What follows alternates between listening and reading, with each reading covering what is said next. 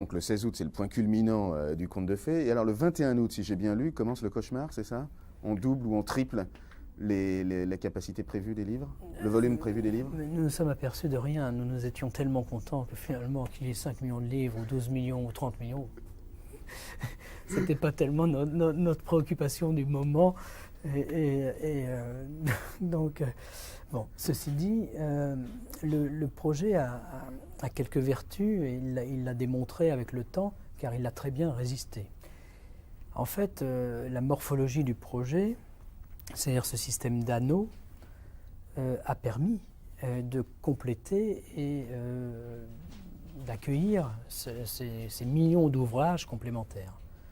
Ça veut dire quoi? Ça veut dire que finalement, nous avions des salles de lecture qui ceinturaient ce jardin. Mais derrière ces salles de lecture, pour le concours et au regard du programme du concours, nous avions plutôt que des systèmes de distribution de livres, des systèmes de climatisation, plutôt des éléments techniques. Et pratiquement pas de livres. Les livres étant exclusivement dans les tours. Bien. Lorsque l'évolution liée à l'abandon de la césure est apparue, est devenue concrète en termes de chiffrage et de besoins, donc, eh bien, ce que nous avons fait, nous avons, ni plus ni moins, inséré un anneau de stockage de livres entre la partie des salles de lecture et la partie technique qui innervait, qui faisait fonctionner ces salles de lecture. Donc, cet anneau, qui n'est pas, je dirais, une intervention mineure en termes de dimension, ça représente d'ailleurs, je crois, dans le projet, quelque chose comme 800 millions de francs, donc c'est pas franchement rien. Mais cet anneau, au contact des salles de lecture, nous a permis de répondre rapidement et de façon très, très fiable aux besoins qui étaient exprimés sans dénaturer le projet qui avait été présenté et choisi par le président de la République. Est-ce que la polémique sur les tours vous a amené à une quelconque modification? Oui, en fait, il y a eu 3 modifications. Il y a ce que l'on a évoqué tout à l'heure. Le projet du concours, c'était 100% de livres dans les tours, rien autour du jardin. Bon. Avec l'abandon de la césure, le projet s'est trouvé transformé et l'on avait pratiquement 2/3, donc environ 70% des livres dans les tours et 30% en partie basse. Bien. Et puis, suite à la polémique, la proportion s'est inversée. C'est-à-dire que nous avons aujourd'hui à peu près à peine 40% de livres dans les tours et donc un peu plus de 60% de livres dans le socle, autour des salles de lecture, près du jardin. Comment avons-nous pu faire évoluer ces proportions? Eh bien, de façon assez simple, c'est-à-dire que nous avons diminué la hauteur des tours de 2 étages. Et nous avons surtout fait disparaître le centre de congrès, qui était un équipement de grande dimension, à peu près 700 places, et qui occupait un très grand volume, en partie basse, dans le socle, donc quelque chose qui n'était pas visible. Et par rapport à cette idée de ceinture périphérique, nous n'avions pas réussi à la boucler, cette ceinture, puisque nous avions un U de livres, et ce U de livres venait buter sur le centre de conférence. La disparition de ce centre de conférence nous a permis de récupérer beaucoup de niveaux et également d'améliorer, en termes fonctionnels, le trajet des ouvrages, puisqu'ils pouvaient faire le tour sans aucun obstacle, et donc desservir toutes les salles de lecture. Et ceci, ça a été pour le projet certainement une très grande amélioration, aussi bien par rapport je dirais, à un fonctionnement d'ordre général qu'une réponse aux souhaits qui étaient émis par la commission d'experts, qui était de repenser ou de revoir la répartition des ouvrages au sein de l'établissement. Depuis le premier jour, depuis le moment du concours, les livres ont toujours été protégés.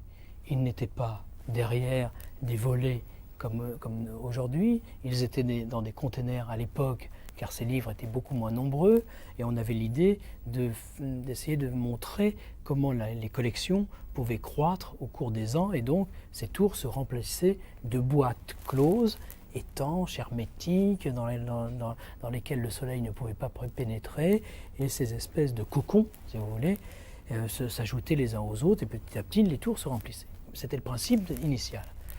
Principe qui n'a pas pu fonctionner lorsqu'il y a eu évidemment un accroissement des collections et de la perspective de stockage à un siècle. Donc, en fait, une des décisions qui a conduit à évoluer de la notion de container à cette notion de volet, ça a été la décision de dire on fait la bibliothèque prête à recevoir tout de suite tous les livres qui sont évidemment dans la Bibliothèque nationale, mais aussi d'autres livres que l'on viendrait à acquérir, soit pendant la période de construction, soit plus tard. Donc cette bibliothèque, elle est équipée pour recevoir à peu près 30 millions de livres sans hésitation et dans des conditions très correctes.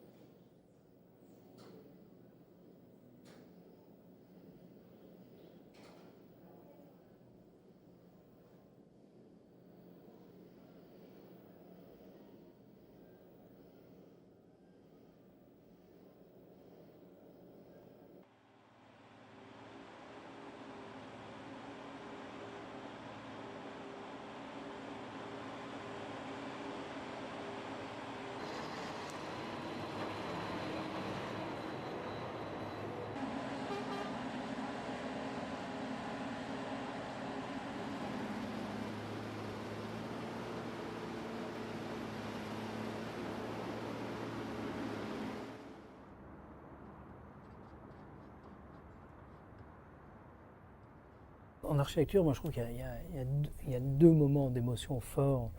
Il y a un troisième, mais qui est un peu différent, qui est l'achèvement du bâtiment. Mais les deux grands moments, c'est lorsqu'on fait un trou.